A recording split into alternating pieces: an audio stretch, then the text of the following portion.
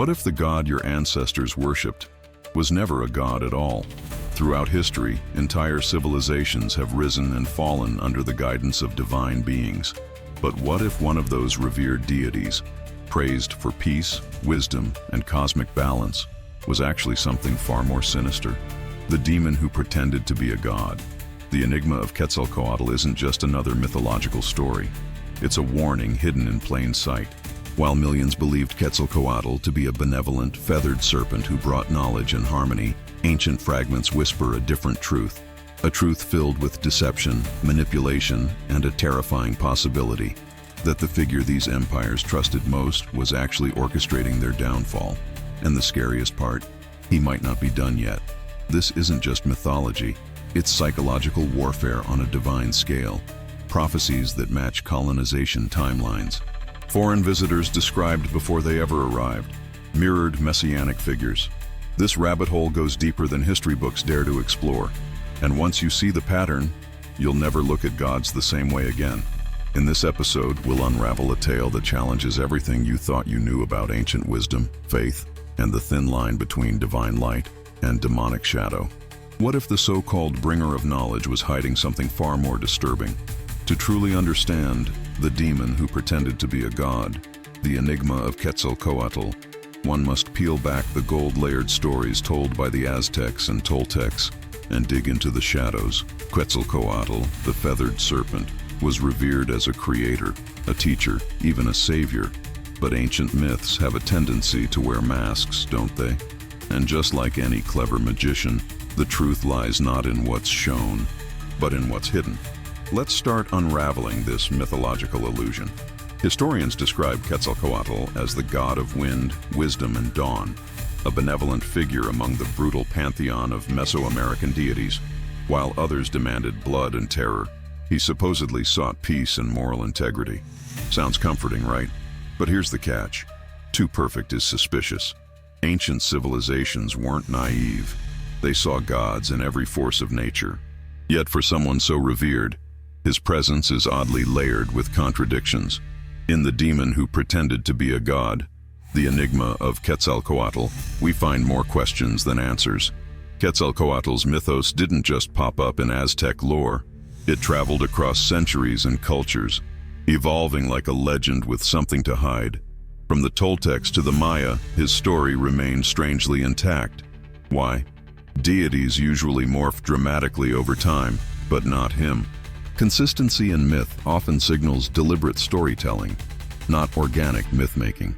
It's almost as if someone, or something, wanted us to remember him a certain way. Could this be the first clue that the demon who pretended to be a god, the Enigma of Quetzalcoatl, was more than folklore?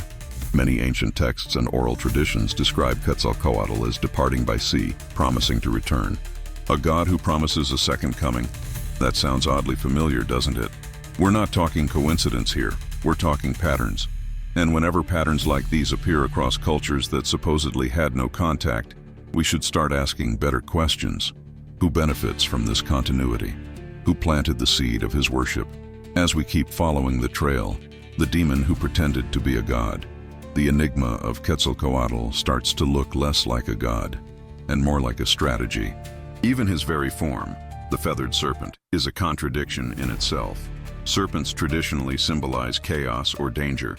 So why pair that with feathers, a symbol of divinity and light? It's a duality that's almost too intentional. A creature that slithers and soars, representing both above and below. It's like a myth designed to confuse, to mask intention under poetry. If Quetzalcoatl was truly a savior, why cloak him in such ambiguity? In the demon who pretended to be a god, the Enigma of Quetzalcoatl, this dual nature becomes central to his mystery. Now, here's where it gets even more tangled. Some versions of the story say Quetzalcoatl was exiled, tricked, or even cursed. His departure wasn't glorious but shameful. Does that sound like the tale of a god? Or of someone who failed at something darker? It's almost as if history cleaned up the mess, turned a villain into a prophet. There are whispers in lesser-known texts that point to a being who deceived, who misled. And once you see those whispers, it's hard to unsee them. But perhaps the most unsettling idea isn't what Quetzalcoatl was, it's what he wasn't. Was he truly a god or a visitor cloaked in divinity? The Mesoamerican people saw him as a gift bringer, but maybe that gift came with a price. What if the price was their loyalty, their identity, even their future? We're about to dig into even stranger parallels that connect this serpent deity to a world far beyond Mesoamerica. There's something deeply unsettling about how Quetzalcoatl's image overlaps with that of another widely worshipped figure, the cross and the serpent. Two symbols from vastly different worlds, yet strangely intertwined. Could it be that the demon who pretended to be a god, the Enigma of Quetzalcoatl, holds a mirror to the story of another so-called savior? When the Spanish arrived in the New World, some natives believed they were witnessing the return of their god. But what if the confusion wasn't theirs? What if it was by design? Look closely, and you'll find echoes of a messiah, a moral teacher, a bringer of peace, a banisher of blood sacrifices. Sound familiar? The parallels between Quetzalcoatl and Christian narratives aren't just poetic, they're practically blueprint level. It's almost like someone wanted to insert a messianic figure into the Mesoamerican belief system long before colonizers arrived. In the demon who pretended to be a god, the Enigma of Quetzalcoatl, the resemblance isn't accidental. It smells like influence, or worse, manipulation. And what about the concept of sin and redemption? Quetzalcoatl was said to regret the blood sacrifices and sought to replace them with offerings of flowers and butterflies. Noble, right? But also suspiciously aligned with Judeo-Christian values. Civilizations don't change overnight unless pushed or guided. If a foreign influence was planting seeds centuries before conquest, who was really behind it? A god? A prophet? Or a deceiver laying down a master plan?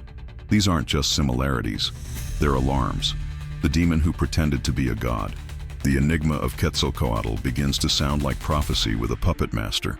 Consider how the serpent itself appears in Christian tradition, as a deceiver, the one who tempted Eve, the one associated with rebellion. Why then would a so-called benevolent god in Mesoamerica take the shape of a snake? Could it be symbolic camouflage? The more you think about it, the more it starts to itch at the mind. Was Quetzalcoatl a figure of light, or just really good at pretending to be one? In The Demon Who Pretended to Be a God, the Enigma of Quetzalcoatl, this becomes less a myth and more a warning. There's also the tale of Quetzalcoatl's departure, heading east across the ocean, on a raft of serpents or fire depending on the version. He promised to return. That promise eerily echoes the second coming in Christian theology. Why would a Mesoamerican god have such a concept?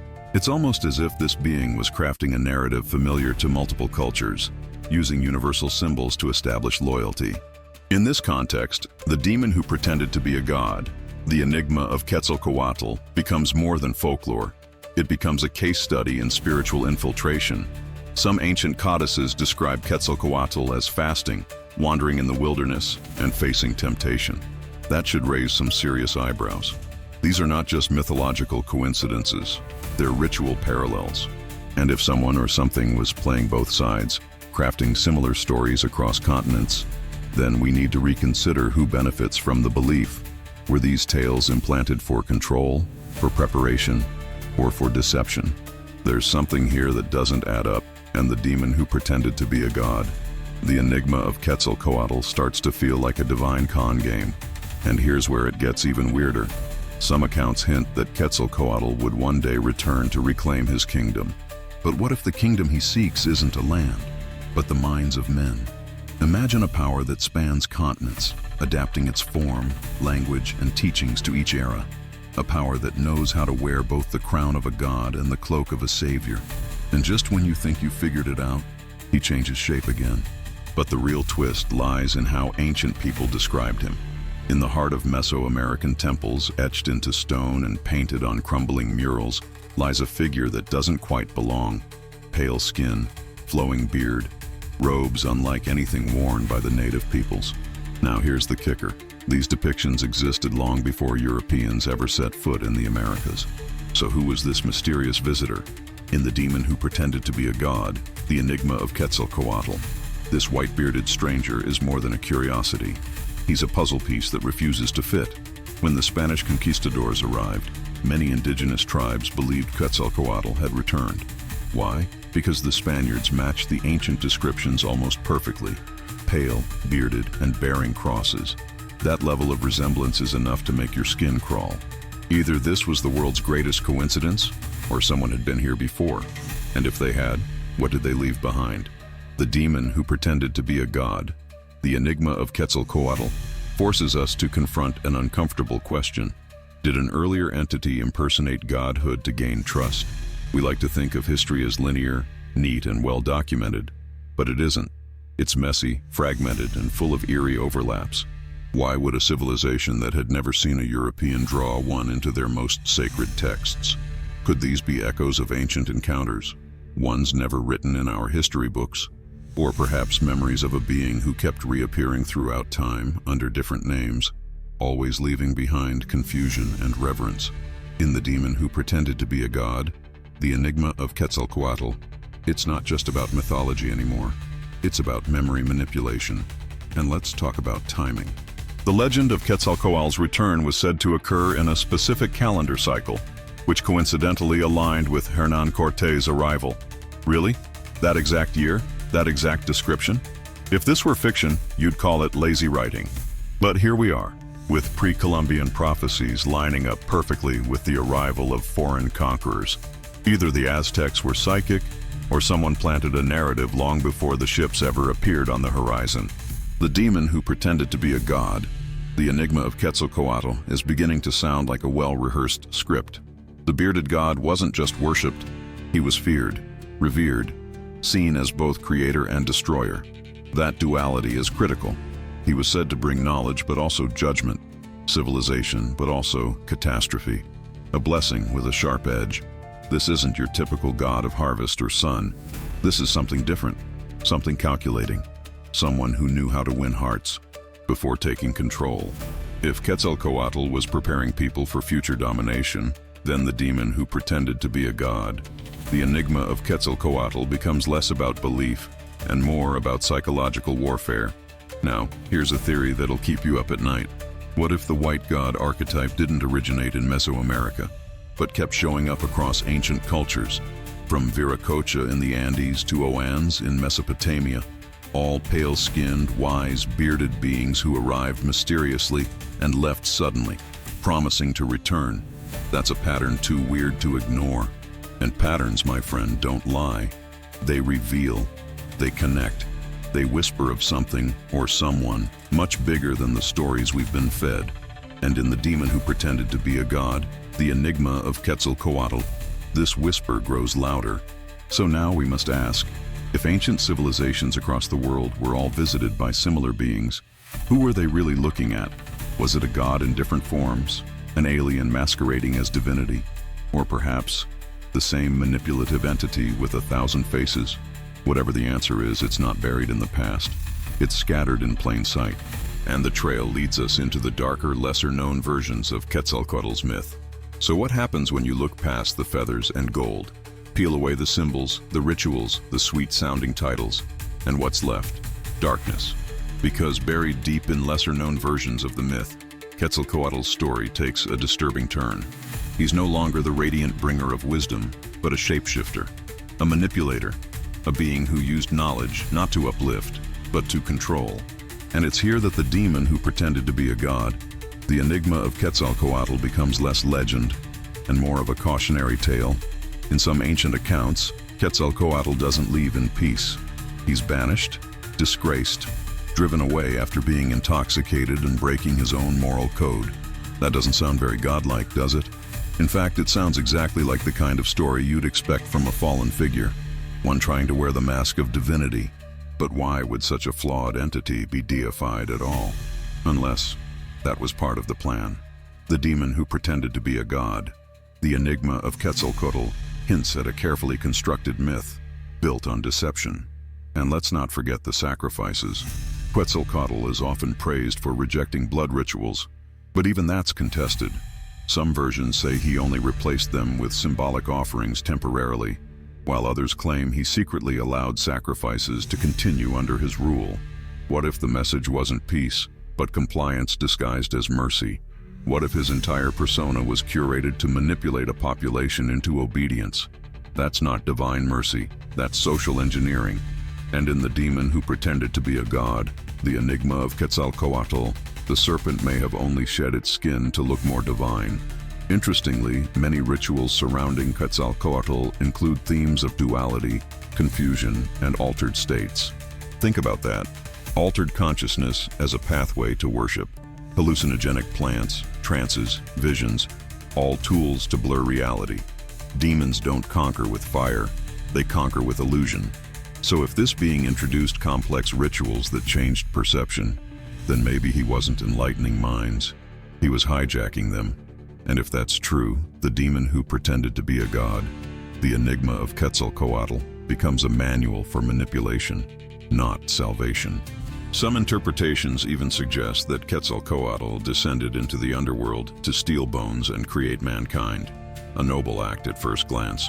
But read that again. Stole bones. Created humanity from stolen material. That's not the story of a loving creator. That's Promethean theft at a cosmic scale. Was this being saving humanity, or playing God to feed his own agenda?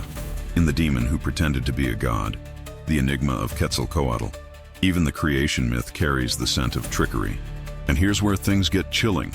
There are whispers among Nahua traditions that Quetzalcoatl will return, but not as a savior, as a destroyer, as one who reclaims what he created. That flips the entire myth on its head. Could the promise of return be less about salvation and more about domination? A god coming back to finish what he started?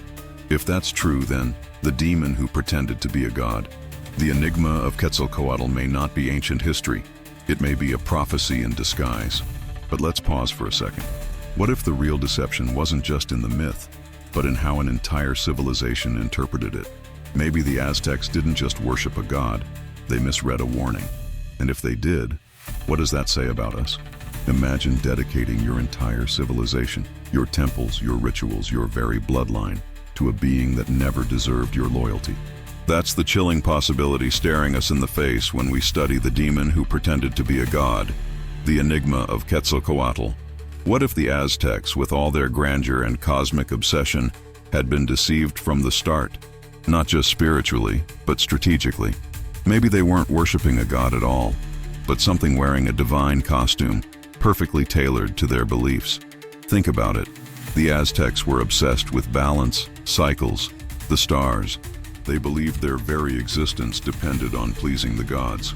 So what better prey for a cunning entity than a culture already conditioned to obey the divine without question? Quetzalcoatl didn't need to demand control. He earned it, through stories, symbols, and promises. Like any great manipulator, he let them choose to follow him. And by the time they realized something was off, it was already too late. That's the genius behind the demon who pretended to be a god, the Enigma of Quetzalcoatl. Let's not forget the fear. Yes, Quetzalcoatl was praised for being peaceful, but the myth of his return carried dread, not hope. Why would a peaceful god inspire terror? Because deep down, maybe they knew. Maybe the Aztecs sensed they had invited something into their world that couldn't be undone. Something that had the power to shape their future or devour it. In the demon who pretended to be a god, the Enigma of Quetzalcoatl, that fear becomes a clue, a subconscious cry for help encoded in prophecy. There's also the question of timing. The decline of the Aztec Empire began shortly after the arrival of the Spanish, whom they mistook for the returning Quetzalcoatl. That mistake alone led to catastrophic consequences. But what if it wasn't a mistake? What if it was a fulfillment of the original deception? That a demon sowed the seed of his return centuries before, knowing it would one day lead to conquest and collapse. That would make the demon who pretended to be a god, the Enigma of Quetzalcoatl, not a myth, but a master plan with a terrifying endgame. And the more you analyze it, the more it feels like history was rigged. The Aztecs weren't just defeated by swords and guns, they were defeated by belief. Their faith became their downfall. That's not just tragic, it's diabolical. Whoever or whatever Quetzalcoatl truly was, he didn't need to kill them. He just needed them to open the gates. That's the kind of genius deception we see in the demon who pretended to be a god, the Enigma of Quetzalcoatl. A psychological conquest far more effective than any war. Now consider this. If an entire empire could be misled into surrendering itself willingly, what does that say about the power of myth? About our own susceptibility to symbols, stories, and saviors? Maybe the real danger isn't in the gods we fear, but in the ones we trust too much. Quetzalcoatl didn't conquer the Aztecs with fire. He conquered them with prophecy, with charm, with an image that looked just holy enough to disarm. That's the ultimate disguise. And it leaves us wondering, if they could be deceived on such a grand scale, how many of our modern beliefs are just as carefully crafted? So, if even the gods can wear masks, how do we know who or what we're truly worshiping? The story of the demon who pretended to be a god, the enigma of Quetzalcoatl, isn't just about ancient Mesoamerica. It's about us, about how easily entire societies can be led by symbols they don't question, by figures that promise light but walk in shadow. If the Aztecs, with all their astronomical wisdom and spiritual devotion, could mistake a demon for a savior, what illusions are we still living under today? Think about it. How many of your beliefs were chosen by you, and how many were planted there long before you had a say? That's the real power of a well-crafted lie. It doesn't just fool people, it shapes their reality. What if the greatest trick ever played wasn't hiding evil, but disguising it as divine? So now I ask you, how deep do you want to go? Are you willing to question the myths that shaped our world, and maybe even your own worldview? If you want to keep uncovering the ancient lies that still influence modern lives, subscribe to Ancient Chronicles and turn on notifications, because the past isn't done speaking, and some stories are only just beginning to reveal their truth.